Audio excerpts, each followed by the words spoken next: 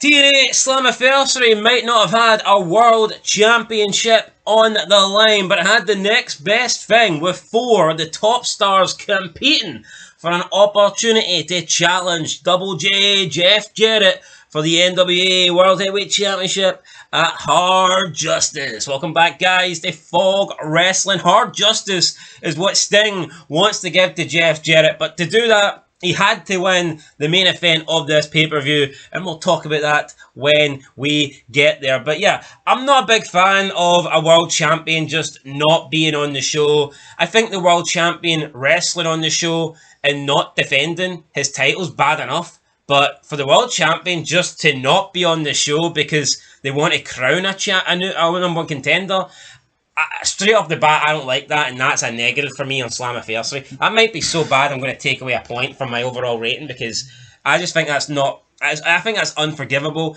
If you want to have this number one contender match, why not just do Christian versus Jarrett here?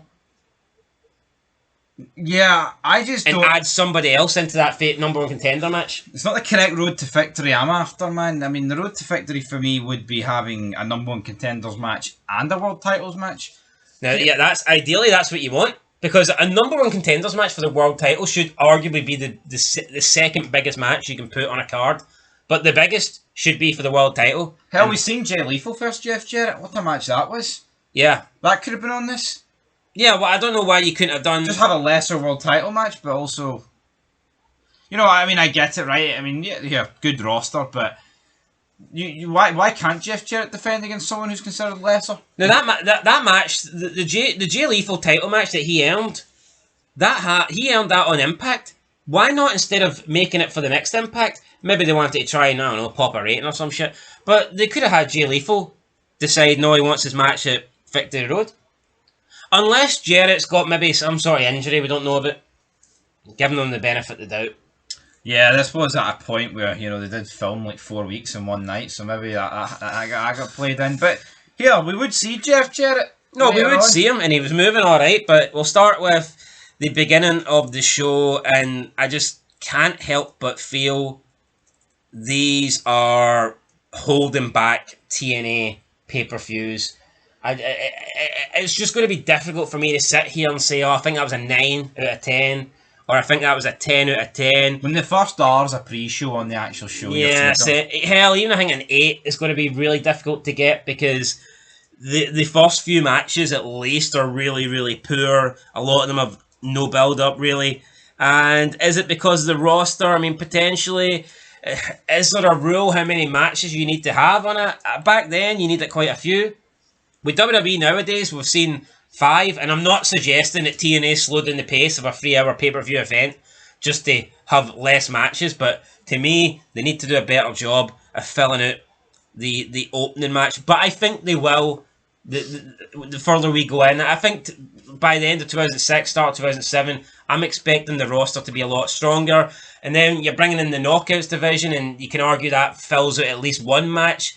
I do think the roster will get stronger the further we get into these reviews. But right now, I just don't think they've got the capabilities to put on like a 9-match pay-per-view.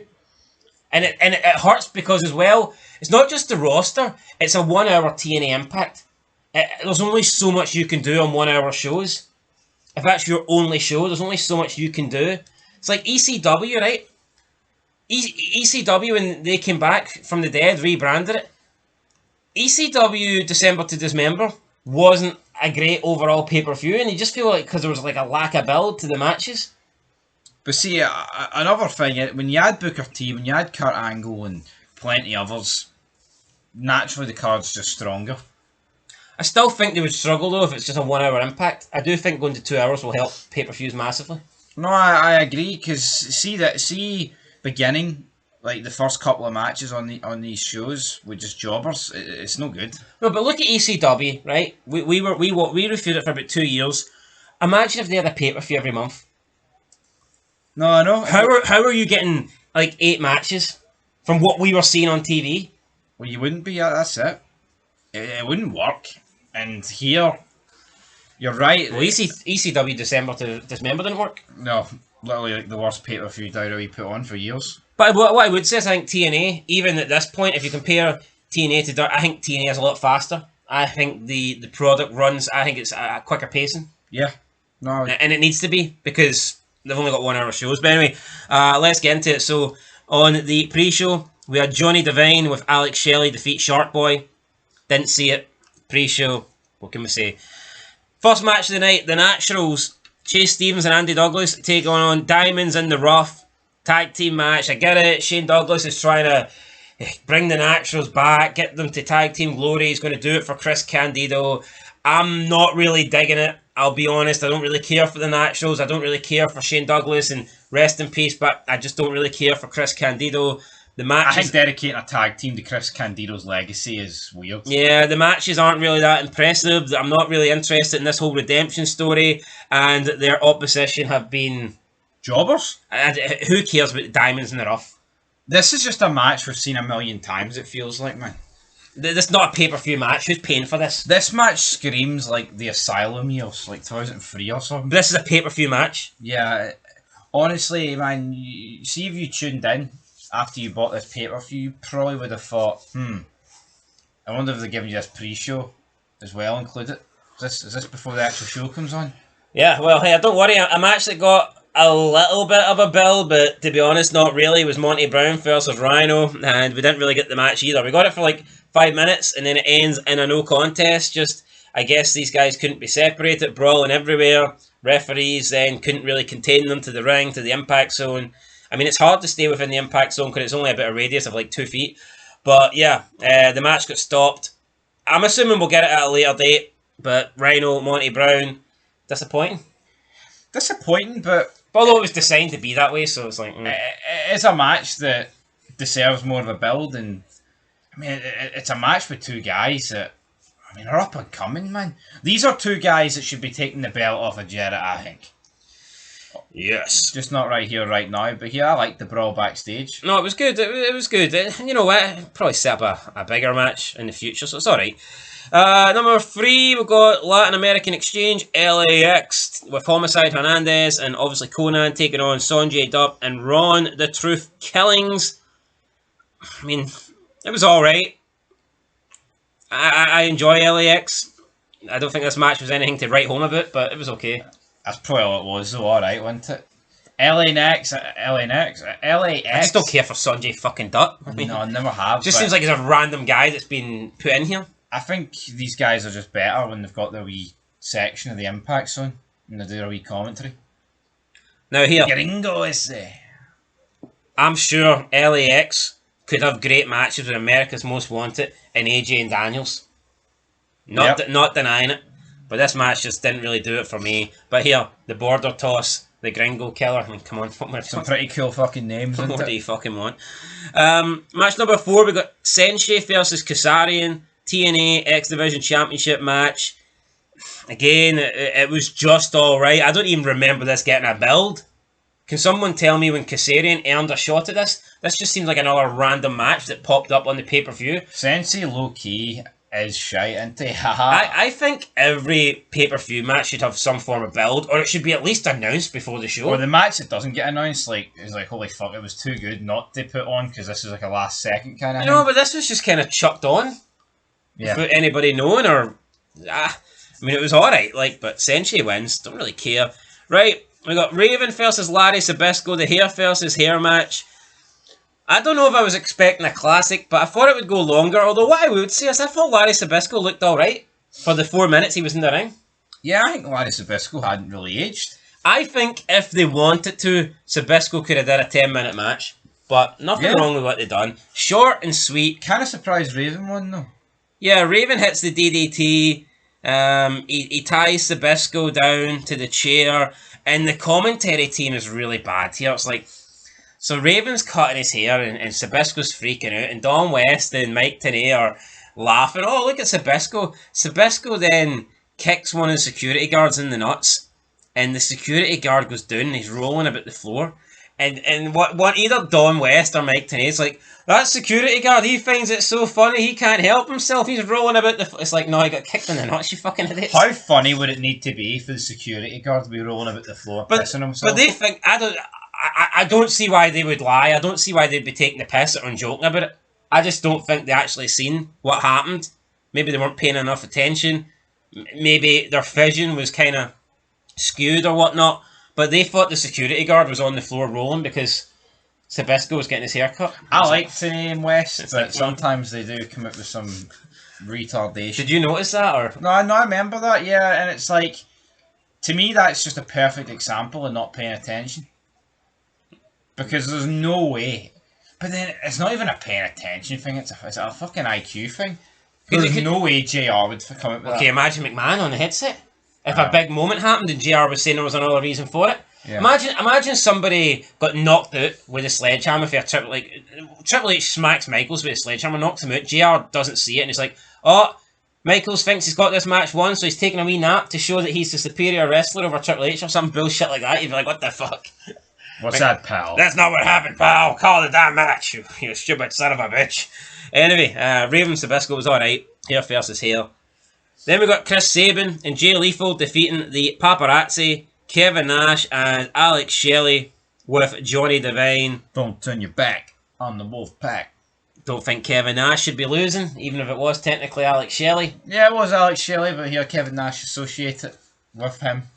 That is their team. Right, what's happening here? Are we just going to have... Is it going to be Kevin Nash versus Chris Sabin? Is Kevin Nash going to get his hands on the X Division title? I don't really know. I just don't know how much longer this Nash Sabin thing's got in it. And I like it. I do. It's been good. Nash, the king of the X Division stick. It's good stuff. He's going to have to win the X Division title at some point, isn't he? Hope so. But this match was alright. But again, kind of just alright. Then we got the James Gang with Abyss taking on Team 3D. 6-man tag match. 10 minutes of just pure fucking insanity. Weapons, chairs, trash can lids, kendo sticks.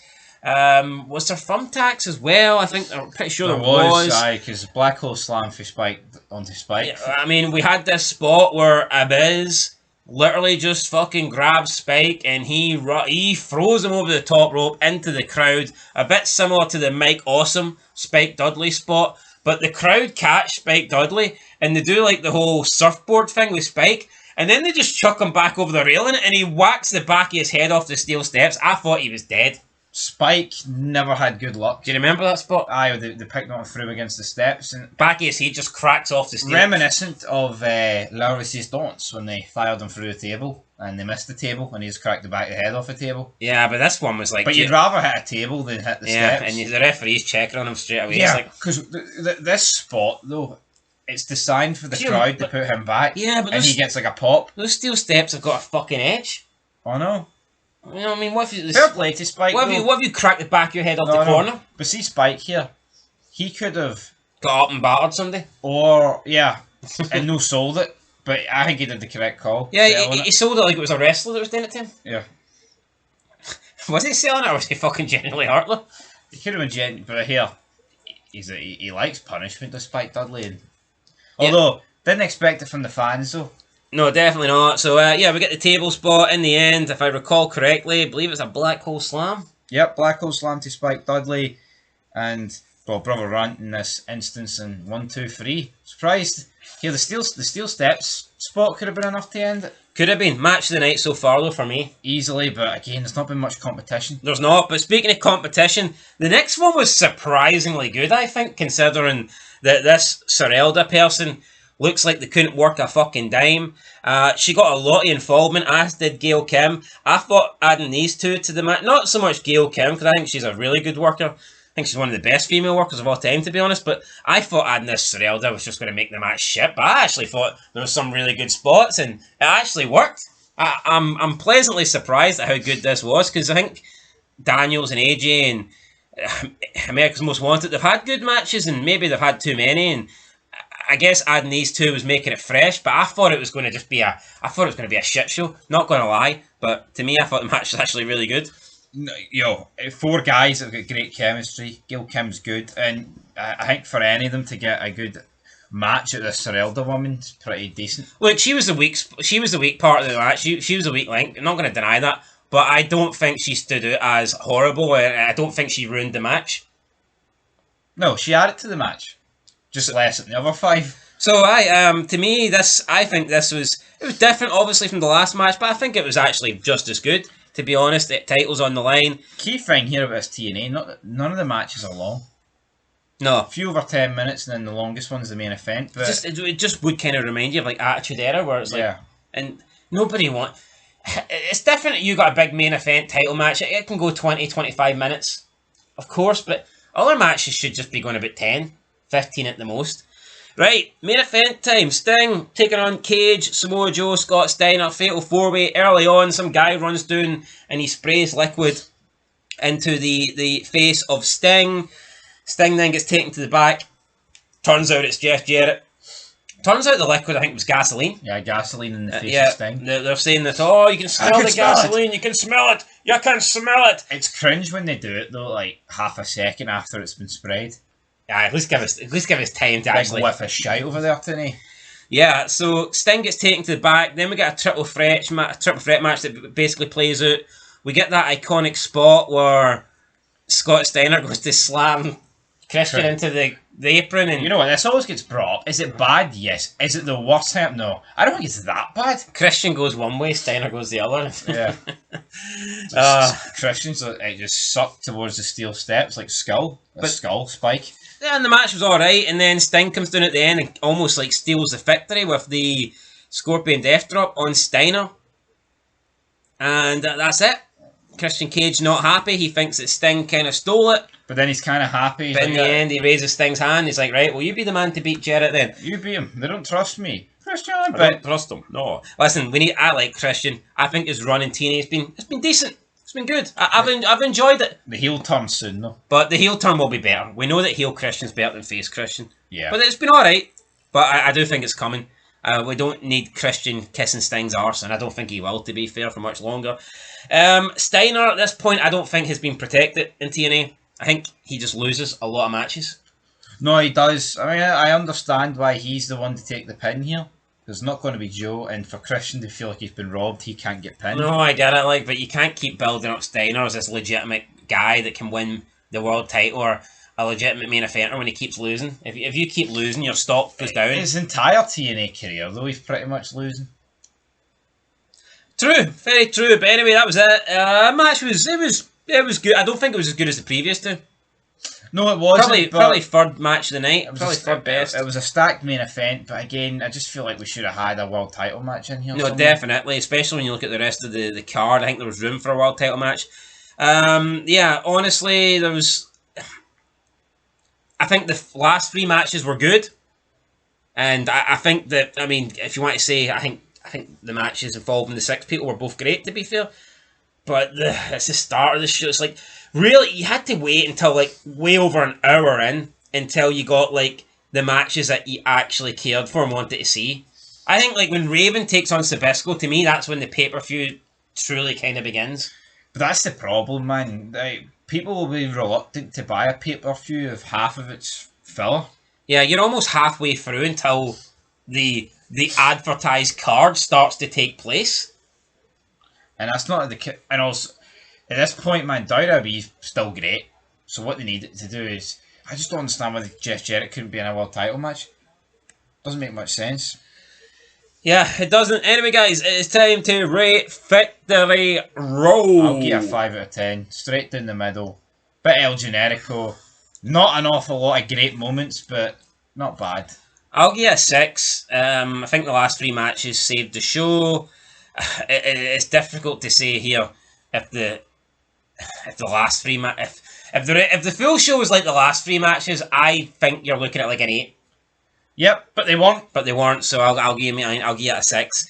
But yeah, TNA. I think once they go to 2 hours, they'll be able to put on better pay-per-views. But right now, it does feel like the first hour are killing these things. But yeah, no, I think the last 3 matches were really good. And yeah, let's bring on the next one. Hard Justice, looking forward to that. And we'll see what direction the TNA tag team titles are going to go. Are LAX going to be next up? Have Daniels and AJ got a long future? Are we going to see America's Most Wanted explode? Because, I mean, they almost hit each other with a beer bottle again in this match. So, yep. Yeah, I've got a feeling that America's Most Wanted could be... beer money soon. Yeah, could be not... well, I mean, I think we're looking at least another 2 years till that happens. Like, well. But aye, anyway. I'm pretty sure it's 2007, though. I think it's 2008. Chris Walker, ECW. What a guy. I don't think he appeared to 2008. We'll have to wait and see then. So yeah, we'll see what happens. Anyway, till next time. Peace.